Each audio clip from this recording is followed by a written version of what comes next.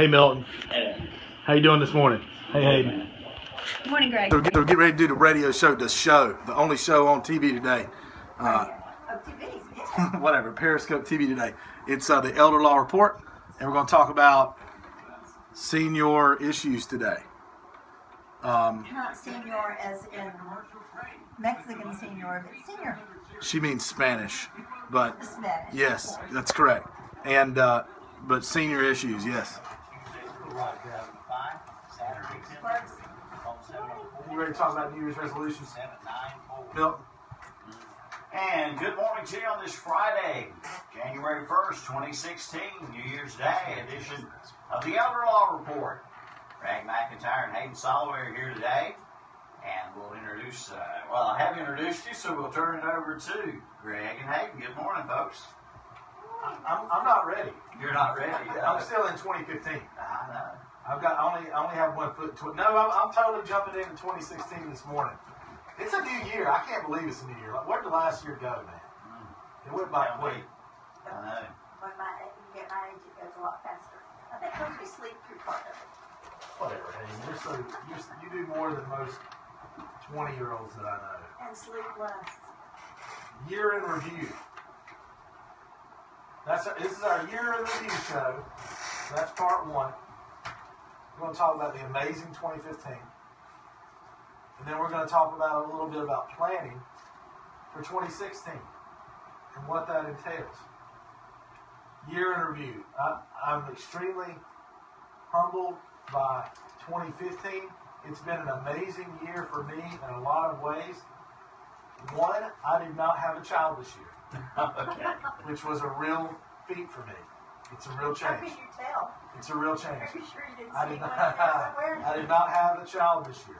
Okay, I'm positive. You should go on elderlaw.com and see pictures of these children. They are absolutely beautiful and darling kids. Thanks. I appreciate that, Hayden. They are pretty. I attribute that to my wife. But we did grow a lot. I grew a lot personally this year and professionally. Just really focusing only on estate planning and elder law services. And it's really amazing. I call it the X Factor. I'm going to write a book about it one day. But you've also intentionally and unintentionally become an elder law advocate or an elder issues advocate. Yes. By getting involved in so many organizations and promoting them through the radio That was show an and unexpected articles. twist and turn of the year. And it has been wonderful. I know how much you have enjoyed being able to do these things because the boards that you can't serve on because you don't have enough time. Even the radio show, talking about, coming on, we're going to do this radio show. Oh, that'll be a nice advertisement for us, right? Just unabashedly saying that that's what it was, right? But it turned into something so much more. Nobody wants to hear me just talk about elder law planning every Friday. So we were able to get in and make connections with people I already knew and already was on the boards of all these different places that we've interviewed and really gotten into really neat subjects, like Kendall and Luke's Crater, for instance, like senior dental issues, okay, that you don't think about all the time, or that affect longevity in health, or the access program and revealing kind of how the professional community is working to help seniors in this area. I was talking solve problems.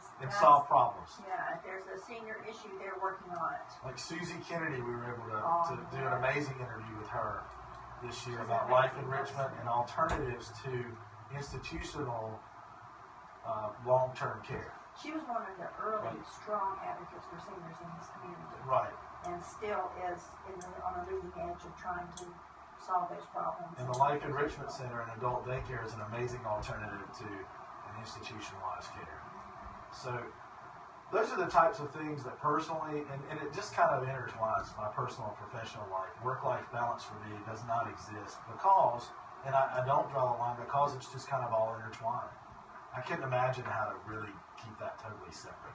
Well, one of the things that we decided that we wanted to do on this show was just very quickly thank all of the elder advocates from the nursing homes to the organizations like Access and Journey, all of these people who are working in Cleveland County, and there are The YMCA? numerous, yes, senior centers who provide a nice place to go and a way to get fit. I mean, they're just about every avenue is being worked on and improved, making Cleveland County a great place for seniors to live. I agree.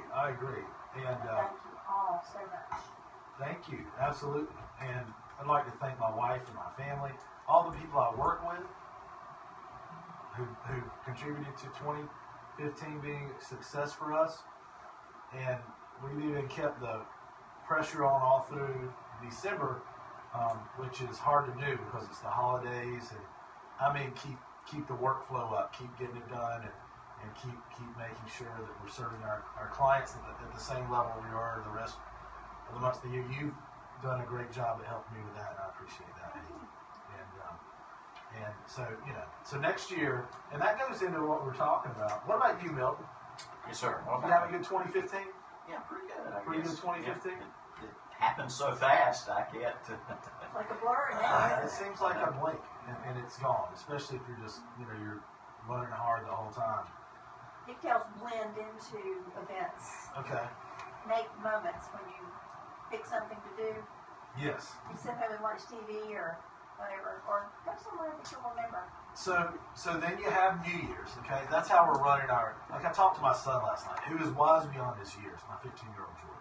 He said, Dad, I hate New Year's. I'm like, why do you not like New Year's? He's like, because I don't want to, he didn't necessarily say that. He said, I don't want to press reset. I don't want to necessarily celebrate stopping a year and going into the new year. I want to just keep going. Just keep going, right? He wants to keep progressing in his life. He doesn't. So we kind of separate the years as saying, all right, this was 1 year. So he likes the track he's on. He likes the track he's on. Yeah, he thinks he's doing well. He doesn't want to say, okay, let's put a stop to what happened this year and then plan for the new year. Because he's got consistent plans he's constantly working on.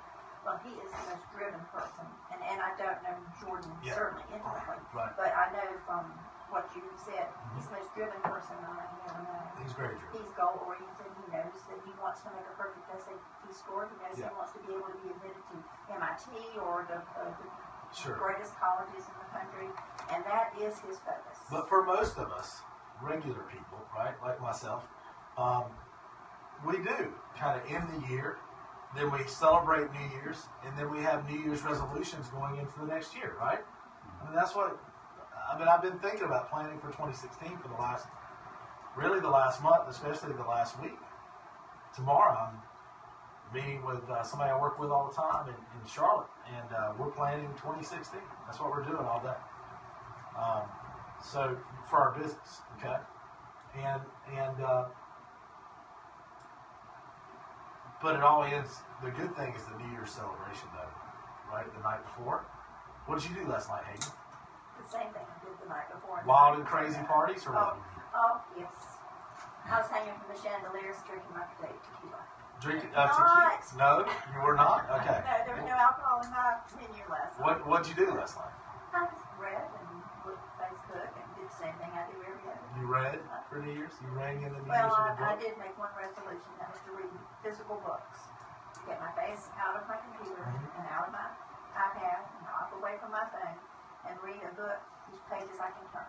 I have a Kindle, but I'm going to read a book. Right.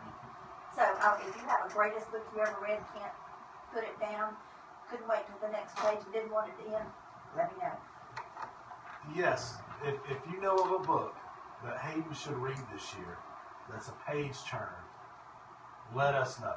You can call the radio station and let us know. Yeah. What number could they call?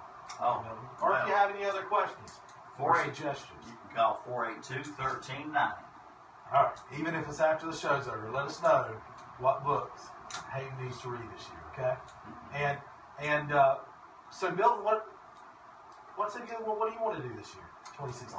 What's your New Year's resolution or resolutions? I haven't really thought about it. I'm not a New Year's resolution type of person there. So you're like my son then, maybe. You're just going to keep going. It's just another day. It's another day. That's exactly what That's Jordan one said. thing 30-some years in radio I've taught you. Every day is just another day, pretty much. It's And work. it's grind. It's and I don't mean the grind in a bad way. When I say it's the grind, I mean in a good way. That it's every day. You got to put in the work every day. and in this business, every day is different. And now that I do this part-time and do the antique business part-time, I love that part. I'd like to maybe, one thing I've talked about doing, it really wasn't a resolution, but was, making the antique store grow. That's in some crowds. Sure. Maybe with online, doing some things online that we don't do. That'd be a Online sales. That'd be a great jump. That's because, like I say, I didn't really think of it as a resolution. I just thought, I talked it over with the family, and I said, let's explore that avenue of maybe doing more online. And nothing will make you understand the grind or doing it every day than having a small business or your own business, because it all depends on you, right? So that's why we're here doing the radio show today, and you're here doing the radio show today, and then I'm seeing clients this afternoon. You know what I mean? I love seeing clients and doing things on holidays and days off. And Saturdays. And I do. You know why? Because nobody else is doing it. Well, but you accommodate people. Yeah. If there's someone homebound or ill, we go. We go to That's signings. true. Sometimes we'll take Anna and I and one of the other staff members will go take signings in the home. We'll go visit people in the home. So We do house we calls, make sure that just those like people you who see, need you. just like the Little House on the Prairie, which I grew up watching when I was a kid, and the doctor would come to the house, and that's the way people use. That was customer service right there. We come to your house if we need to, and get the job done for you. And that has worked really well this year, especially in emergency situations for families. So, okay, so I last night had a crazy New Year's Eve. I went to church at about 6:30, 7 o'clock to catch a service that we have over there. And then instead of staying after for the Scottish country dancing, okay, which we've done in the past, we did last year, we went and grabbed dinner because we hadn't eaten dinner yet. We had maybe 4 of our kids with us, and ate dinner with another couple, and then got out of there, stayed there a couple of hours, and then got out of there and went home and watched the ball drop on television. With all 6 of the kids? With all 6 of the kids, that's right. And I posted on Facebook, last night, early morning, I guess, 2016, and said, Happy New Year. This is our crazy New Year party. It was just all the kids laying around. I think, we're all half asleep, just laying around the house. You So. gotta tell them about Jordan's prank. Oh, man. Love it, Jordan. So, the countdown on the Dick Clark Rockin' New Year's Eve, 10, 9, 8, 7, 6, 5, 4, 3, 2, and then my son's standing on the stairs. He comes down from his room, thinks it's so funny. He cuts the television off at 1.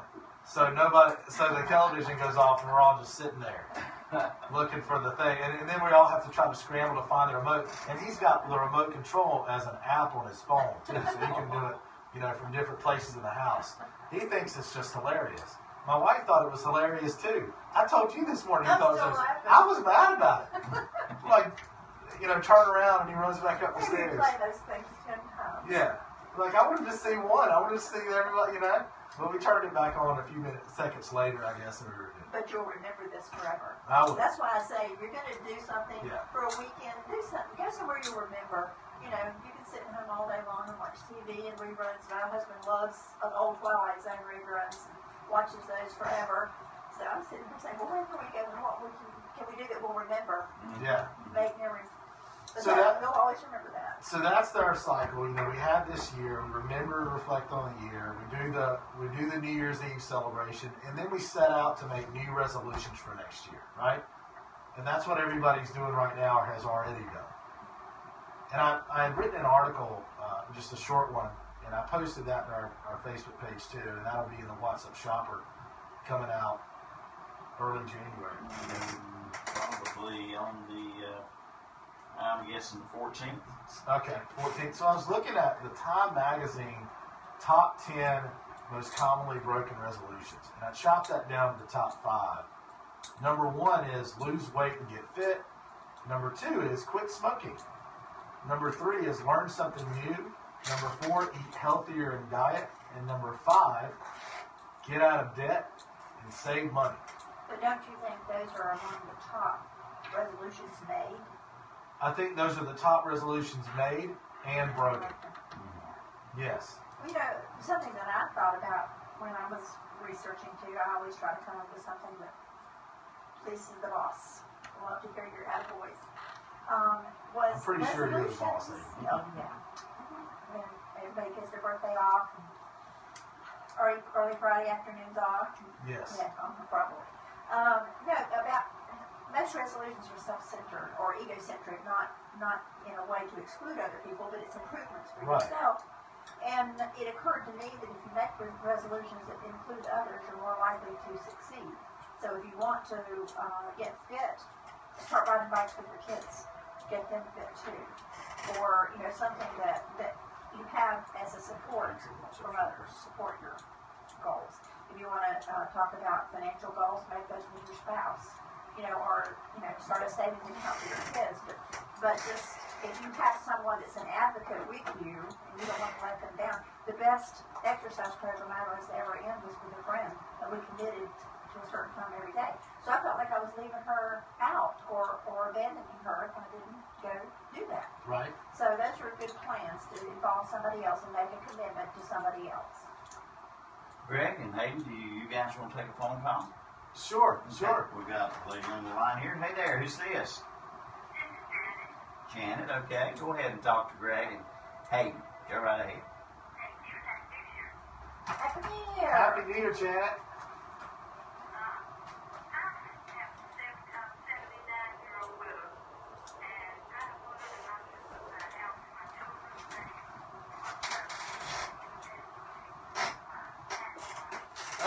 That's a great question. Okay, that's a complicated question. You just asked several different questions in one without knowing it, probably, I think, that just popped up in my head. One being, you know, and I've talked about this in depth, Janet, and you can read about this on our website if you internet regularly, if you use the interweb. It's mcelderlaw.com, talking about what is the appropriate age when you should start giving away your stuff. Let me ask you that. How old should you be to start giving away your house, or give away your house to your children and give away your stuff? Yeah, I hear you. Let me give you my answer. I think that's a horrible place we've gotten to as a nation of laws, caring for seniors, taking care of all ages as a nation. When we start thinking about at what age we should give away the things that we worked hard for our entire lives. I would ask you to reconsider that thought, okay? And I would tell you that there are answers out there for you. There are legal tools out there for you that will let you stay in control of your property and save your property. And at the root of that, here's the question, okay? And let me tell you this before we get started. You're not my client because we're on the radio. You haven't hired me. As far as I know, we've never met, okay? But I don't want to reveal any of your private information, okay, over the phone on the radio. So if there's anything you want to keep private and talk to me about later, think about that and we'll meet and talk about it, okay? Or we can talk about it after the show. But you think about it. Why do you not want to, or why do you want to think about giving away your home to your children? Why? Why is that a concern?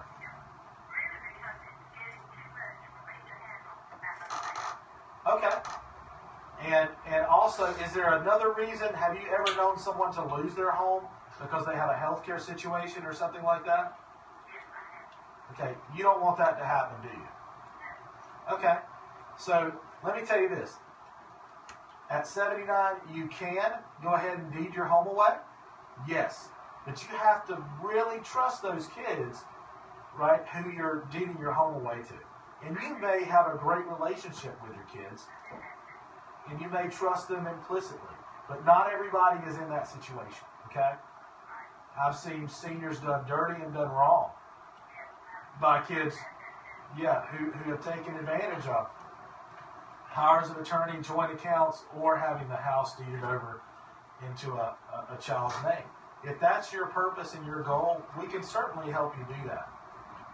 You can use tools like ladybird deeds or life estate deeds to keep control of your property and make sure your kids get it. Heaven forbid you should pass 100 years from now, okay? But also you have to get really, you have to know that when you give away property, if you don't have long-term care insurance or some other buffer in there to guarantee that you can pay for a nursing home or assisted living stay or in-home care, because I know that 7 out of 10 seniors right now, 70% or over 65, are going to need some type of long-term care, that you're going to have to spend down your own money on that and then possibly expose your home to a lien, okay, coming back against it. Even if you've transferred your property over to your child's name, you know, Medicaid has, for long-term care, paying for nursing home care, or assisted living care, has a 5-year or look-back period for nursing home care and 3-year for assisted living care. And if you haven't made proper asset transfers, then they will not come in and pay, or you'll have a big penalty period there before they'll come in and pay. So you have to give away that property exactly correctly, okay? So a straight-out gift, if you had a need within the next 5 years, could prevent Medicaid from coming in and giving you the help that you desperately need to pay for care. So you have so using a ladybird deed or a life estate deed could help protect your property, keep it under your control, but ensure that the kids get it in the end. Okay. So those are the tools I would like to see you use, because I want to see you have. And this is why I say this. That's exactly what I mean when I say I want you to the seniors stay in control of their property for as long as possible, and have the most options. And in that, I mean healthcare options available to them. I hope that I've probably done overkill in the explanation of the answer to that question, and I hope I haven't confused you. But I'd be glad to straighten out any confusion in a meeting after the show or a meeting in my office later on, okay? Early 2016. And that would be no charge because it's a radio. Absolutely, and no charge. So yes, you can give away your property. And you spoke about tax consequence. That was the last part of your question. So if you give away your property right now, your children will not get what's called the step-up in basis, will not enjoy the step-up in basis in your property. That's the tax consequence you could be referring to, okay? Now, I don't know what that means. I'll tell you, Hayden. So if you receive something when you pass away, a piece of property, if I pass away and I leave my house to my child, let's say I bought my house for $50,000. And that at the time I die, at the time I pass away, it's worth $250,000. Well, I've got a $200,000 gain in that property, correct? Yes. And if I've kept it, if I've had it less than a year, that's taxable, and it's sold or given away. That's taxable as a short-term capital gain. If I have it more than 1 year, that's a long-term capital gain.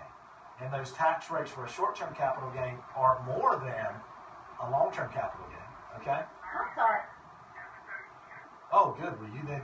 And by the way, if you sell as an individual, if you live in a property on that note, 2 out of the last 5 years, you have a $250,000 tax-free gain that you can make $250,000 off what you bought it for versus what you sold it for if you sell it. Okay, as the individual So seller. that's shelter? That's correct. That's a shelter. Up to $250,000 as an individual, and a married couple can combine that to take a tax-free $500,000.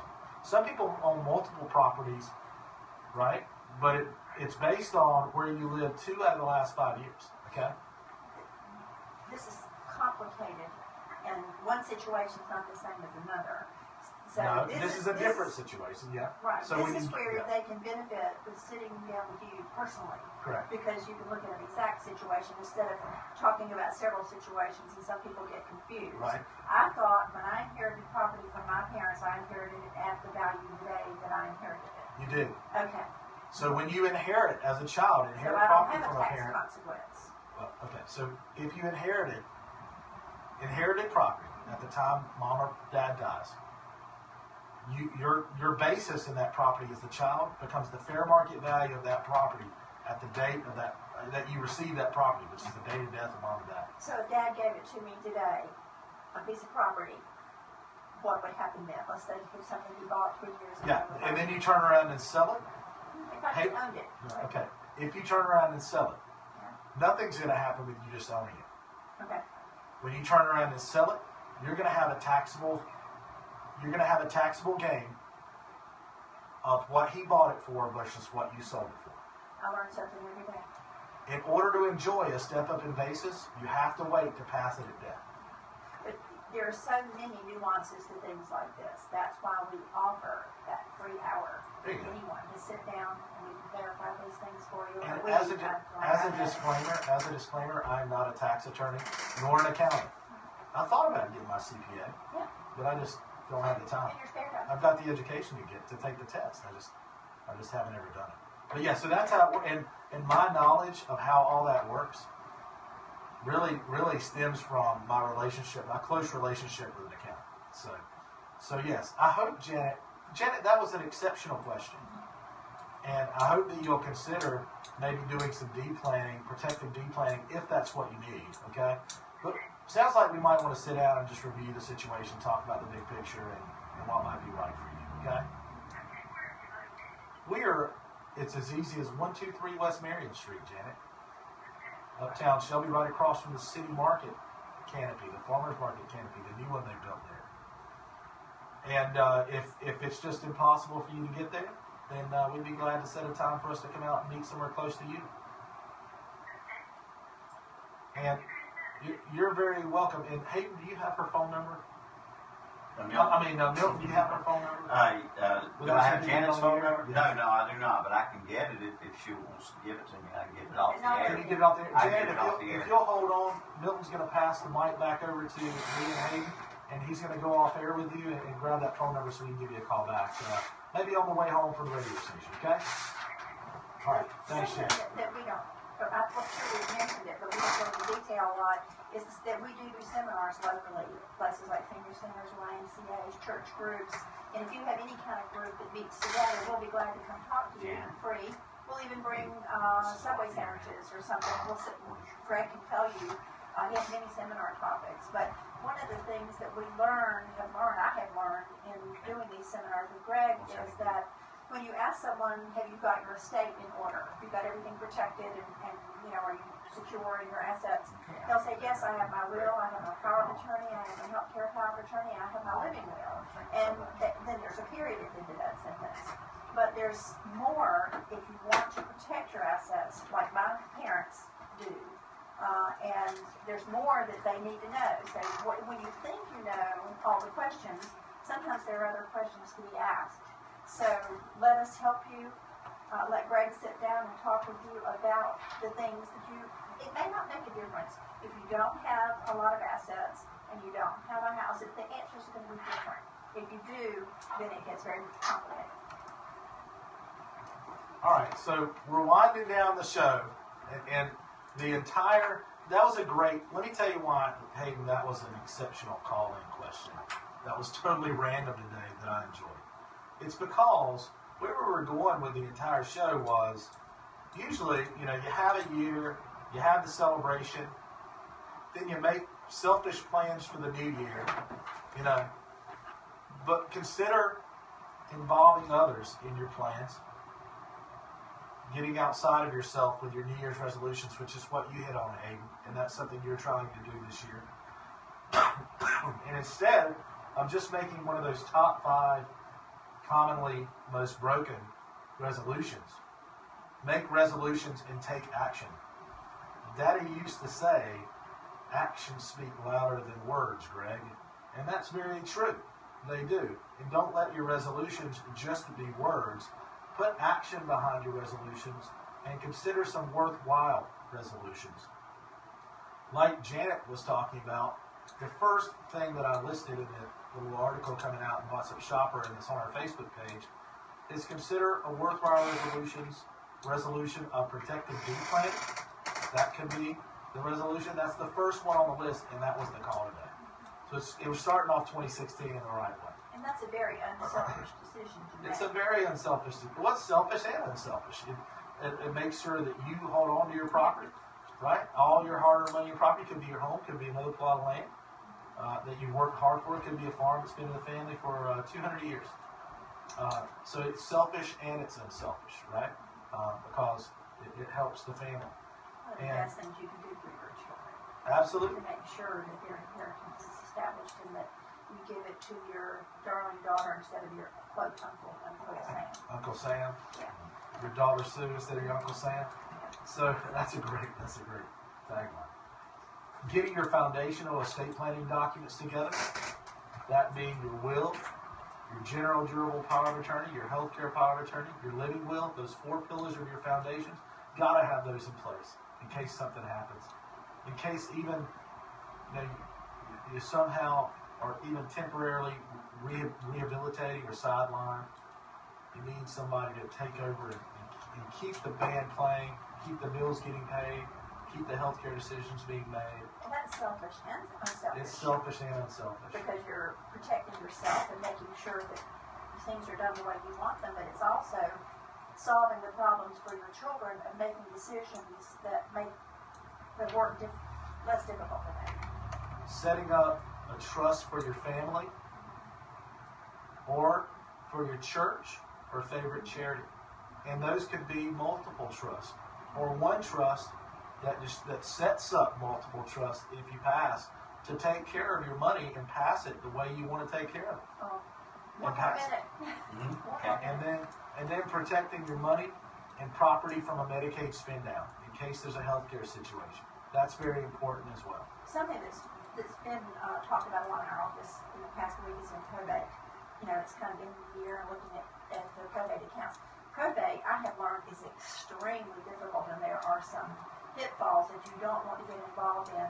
And when you take on probate of an estate of one of your parents or a friend or whomever, they can give you a stack of forms at the clerk's office. Here, this is what you do. They can't give you legal advice, and it's very difficult. So if you need advice on that, don't wait and ask for it. Yeah, a lot of what I do too, pre-planning is passing it outside of probate, so you don't need to do that. So if you want us to help you set up some of those resolutions, those worthwhile resolutions, and help you follow through with them, give us a call at McIntyre Elder Law. Because if you'll mention the radio show, or as the article says, getting your legal documents and house in order, we'll give you a free legal consultation, okay? It's with me, up to an hour long, to review and discuss your current needs. And you can call 704-259-7040. I wouldn't doubt if Hayden would pick up the phone and make that appointment for you, okay? Sure. Thank you, Milton, for a great 2015, and I look forward to a great 2016. All right. Happy New Year. Happy New Year to you, too. Happy New Year to everybody listening. And join us again next week for the Elder Law Report right here, WOHS, WLON, and WCSL, and on KTCBroadcasting.com. Be sure to look for Greg's article in the What's Up Shopper. Hey, that was great. And that was easy. That really was easy. Well, it was because we got together at the coffee shop and planned it all out. And the lady's call gave you a great answer. Dude, is that a perfect call or what? It sounded like we set it up, but we didn't. Thanks for tuning in, and have a great 2016. It's going to be a great 2016.